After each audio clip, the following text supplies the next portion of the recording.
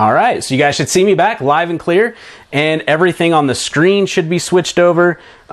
Pretty cool software, right? We can switch things back and forth. You also got to see what it looks like on the back end of the software that I'm using. It's like a command center that's allowing me to move different things on the screen, switch camera views. I can use the camera on my computer. I can use my camera that I'm using in my home. I can share my screen. I can have the little bars like I showed you guys. I've been having them go through the, like these little bars that go through. I can even control this bar. I can make it go down a little bit. So say I want to make it just kind of go down to the very bottom, and I could just keep it running that way. So that way when people join us and they don't know what's going on, they can see that little bar right below us, and it'll help them. So let's get into pixels. I'm excited to get into pixels. I think you guys are all excited to get into pixels. And Robert says yes. I think Robert means yes. Yes, it's working. So we gotta love technology. All right, so let's get into it. So what is a pixel? A pixel is basically a cookie, okay? And we'll get into that. We'll get into a cookie. We'll say cookies, all right? So it's kind of like a cookie in a sense, okay? Cookies can be cleared and cached. I'm not sure the correct way to spell cache as like E at the end or something like that. So you have like cookies. Cookies can be cached. We have pixels, okay? And what pixels are is, and they have even cross-pollinating pixels, which is kind of neat because some people might use Chrome, which is like the one I use mainly.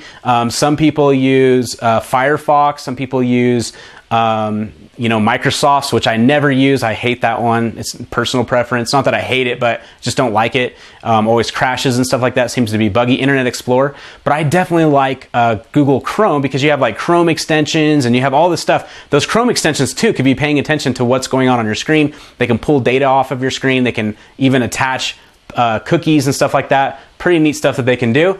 But a pixel, and let's see, 2 years ago at TNC, the pixel was all the talk.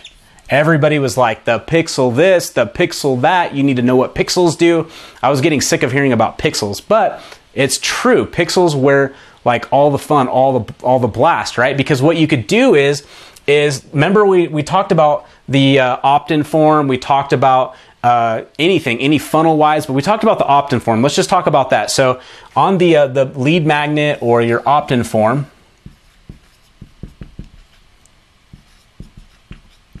you could place this little pixel in here. You can't see, it's invisible basically. But as soon as someone goes and they hit this site right here from traffic, okay, as soon as they hit this site, this pixel now dropped onto their browser. Okay, so you have your browser, and then you have your sites, all your site information. It basically drops a little pixel on this site, and now that data, wherever you go, so now you're this person, okay, my stick figure person on their laptop, and then they're going to Facebook. Okay, now that they're on Facebook, now we can take, because of this pixel, we can now follow them around. And everybody used to talk about like in their news feeds and on the ads on the sides. And everybody used to say, that's so weird, right? Like I could follow you around, and you could actually do weird things like, hey, you were at my site. And you could actually be like, hey, you were at my site with your face on it, and you're looking at them and you're telling them like, hey, you were on my site. Why'd you leave? Right? And so that's the cool thing about a pixel, is that you can actually follow your traffic that was on your site, okay? But then after 2000 and, when was it? 14. So I think this was 2014. Then in 2015, the retargeting. Okay, this was a retargeting pixel, but the conversion pixel came out. Okay, so this was a retargeting pixel. All right, and that's this concept here, okay, was a retargeting pixel. I'm retargeting you, I'm bringing you back, I'm refunneling the traffic back to my offer, and I could be split testing, like I said, the A/B split test. I could be split testing these, these opt-in forms. Let me erase that one real quick. So I could be retargeting the AB here, my split test on this form, and taking these people here, following them. The only thing is now these ad creatives need to stick out, and Facebook, for instance, has like this 20% rule. The 20% rule means that 20% can only have text. The rest of it has to be a picture. And they would say, I've heard that actually using people's pictures, or if it's yourself promoting yourself, use your own picture, because people relate more to faces. So those are what I've heard is better. But you can split test even inside of Facebook on that. Now you can also do retargeting, not just on Facebook, you could do retargeting on Google as well. And you can do, like I said, if you guys remember some of our older trainings, we talked about the banner ads. You could actually place banner ads that are very flashy with TIFFs. And you could have like a picture that says, hey, remember me? You know, it could kind of go back and forth like, hey, remember me? This was Carl. You came to my site. Why did you leave? Come back again. I have a free gift for you. Okay, I've got something I will give you for free. Just come back and check it out. Right? You're getting disruption. Okay? That's marketing, is disruption. You got to disrupt and distract and get action, get activity, get them to start moving over and disrupt them, and get them to make a call to action, right? Those are all the things we talked about earlier on the first day of training and a little bit on the second day of training. So now you guys are starting to compound that knowledge because of that. And if you are new to joining us, schoolofshark.net, you can sign up for free. All the videos are there. You will learn all those little strategies, everything we talked about. This is actually next level. This is not the advanced stuff, but it's definitely the intermediate stuff, just so you guys know if you're just joining. Now, that was the retargeting pixel. Then in 2015, the conversion pixel started coming out. What is a conversion pixel? This is where the money's at, guys, the conversion pixel, especially people that are in e-com, but even people that are selling webinars online, okay? Even people that are, in fact, we used a very intricate thing, like in our case study, me and Chase did this really interesting, intricate thing we did with retargeting using the conversion pixel. So the conversion pixel is this, okay? Let me erase this stuff here, since you guys probably already understand it. The conversion pixel is this. Okay, so you go to the opt-in form, and this is just a quick example, and then you go to the thank you page, which is the download page. Okay, on the thank you page, you have your little video, thank you for joining, here's your free book, here's your free whatever, here's your free course, here's some more data to think about, whatever it is. Now there's another pixel that goes onto that browser. That's where the conversion's at. So now you're not really necessarily testing. You're testing, obviously, the traffic, cold traffic, hot traffic, warm traffic into this opt-in page. But now you're able to test, and you were able to test this anyway, but now you're able to test your retargeting. So you're able to see that, like, look, okay, these people here that came to here, I can send them on Facebook or Google, I can send them this message, come back, a comeback message. Right? A comeback message. Then people that go here, whenever I'm selling them something or giving them an offer of some sort, and they're not taking advantage of it, because here's the thing. These conversion pixels don't stop at the thank you page.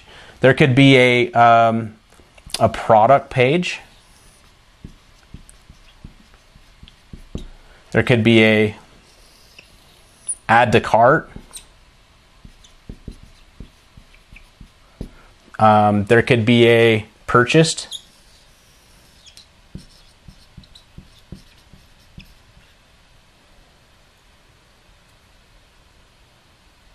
Okay, purchase.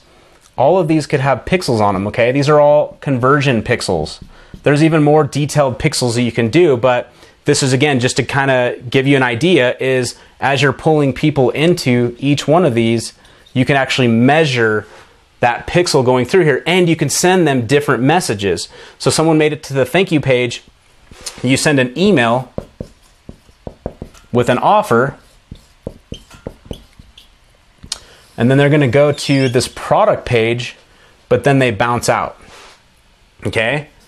They didn't make it to here. Because they didn't make it to here, you can send a message specifically that says, send this ad to people that did not convert on this pixel. Okay? People that did not convert to this pixel. They hit this page, they did not convert to this pixel, send them this ad. This could be like a picture of the product, okay? With a coupon. Limited time. Limited coupon. Notice we could say on an ad, like even on the ad creative on the Facebook ad, it could have, you know, a headline that says, you know, limited time bonus for our customers for today only, something like that. Here's the product you just looked at. It's a dynamic product ad, basically. Here's the product you just looked at. Here's a coupon. And Facebook has these things called variables. So you could actually use, again, this is a little bit more advanced, but you could use these little variables where you can change the tags and you can change the images. So the images could be based off that last product that they've seen, and you would have a metadata, or you'd have an image product that you would assign for that ad if you wanted to. And then you could have certain copy automatically written for you that, I mean, you would write it, but you would automatically stick it in there so those variables would pay attention and it would bring people back into the ad. So as soon as this person came back through here, and then they came back through the ad. Now, let's say they go and they add to cart. Now, something happens when they add to cart and they don't purchase. But you know for sure, you absolutely know for sure that this person was definitely interested in your product, or they would have never have added it to the cart, right? And it looks like you guys can see it all. They would have never added it to the cart, but then they didn't purchase it. So what's going on here? And see, this is really just bringing points. It's really it's bringing like points of interest, breaking it down. So let's even break this down even more real quickly. So you have, let's just say these are like little points of interest. So you have ad, you have lead magnet, you have email, or whatever, contact to get a hold of them. You have, so ad, lead magnet, email, you have sales page, then you have conversion tactics, which would be like the cart, then you have purchase,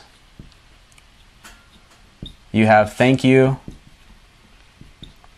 and then you can keep going from there. Now, these are each little things that happen, right? So each one of these little steps is where your matrix are at, okay? And all of your matrix on each one of these steps, every one of these can be tweaked. Every single one of these can be tweaked. So the ad can be tweaked, the landing or the lead magnet can be tweaked, the email message can be tweaked, the sales page can be tweaked, the cart can be tweaked, the purchase page, the thank you page, and all of these steps literally can be tweaked. These are the places. So you can think like physically in a physical world, I'm actually pulling people from one step to the next step, then one step to the next step, then one step to the next step. And each time that you take them there, the better the chance that they're going to like you and get to know you and trust you and buy from you. There was a long time ago when I was single, I read a book by David D'Angelo, which is now Eben Pagan, which is in our industry. I didn't read a book, but I listened to a video, and he said that one of the tactics is the same tactics that they use in marketing was, and you know, to when you're dating somebody, okay? It's like when you're courting someone, you're like the best version of yourself. There's things you can tweak about yourself. But what he said is you have a higher probability of scoring if you take someone to different locations. So even if it's in the same day, because each location subconsciously feels like another date. And the more dates that you have, the better chance of scoring, basically. So if you look at that as another way to market, think of that like every time you pull someone to another message or another page, it's like another date. So they're actually getting to trust you. They've gone that far. Now, obviously, there's tweaks that you can do on all of this stuff, and you want to test. You absolutely want to test. You want to model. So if you can take any takeaways today, you want to model after what works. You want to basically find out who is crushing it. You want to model what they're doing, and then you want to test. You want to test out every single thing, and you want to use these conversion pixels so that way you can pull people back into your message. Because obviously, if someone now is on add to cart and they move from here, now you can change their message that was like, hey, what happened? Oh. And usually when they're at this point, they've already given you an email.